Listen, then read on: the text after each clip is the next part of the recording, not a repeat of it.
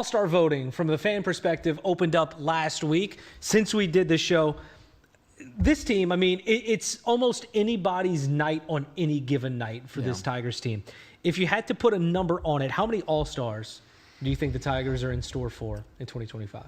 I think the Tigers are going to get at least 3. I could see them getting as many as 7.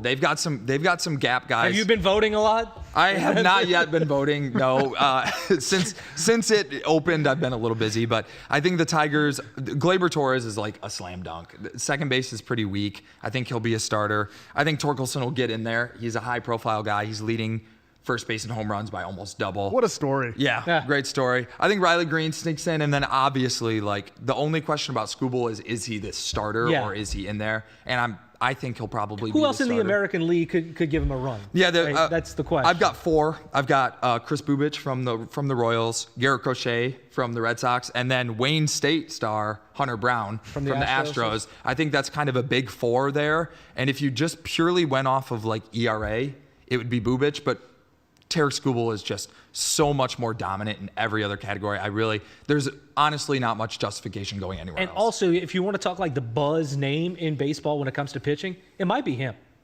Like Skubal? Yeah, because I mean, we talked about this team not getting the praise of the national media. I mean, I was watching ESPN the other night, and they did an entire segment on just his start and just how phenomenal it was and the numbers behind it. So I think he's definitely getting the credit, and I think we could see him start. The numbers are great, but also just passes the eye test with flying colors, right? Like he'll just like scream in your face after he strikes you out. So it's good TV. Is it a scream or a roar? It's both. Yeah.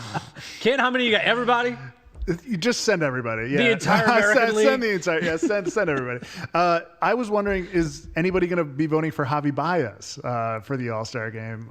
Maybe Detroit as an outfielder, because he's been one of the better outfielders in baseball.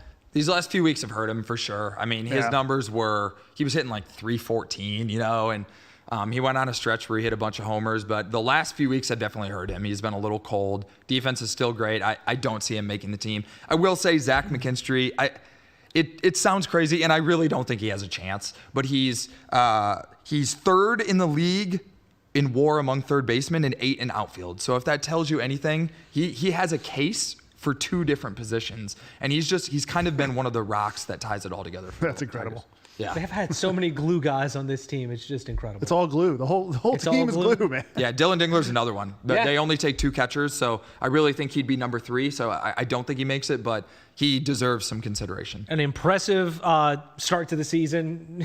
That's said every single week for these Tigers. Baltimore coming up next, and that's a team that they swept earlier in this year. Much more of this conversation on Local 4 Plus and clickondetroit.com.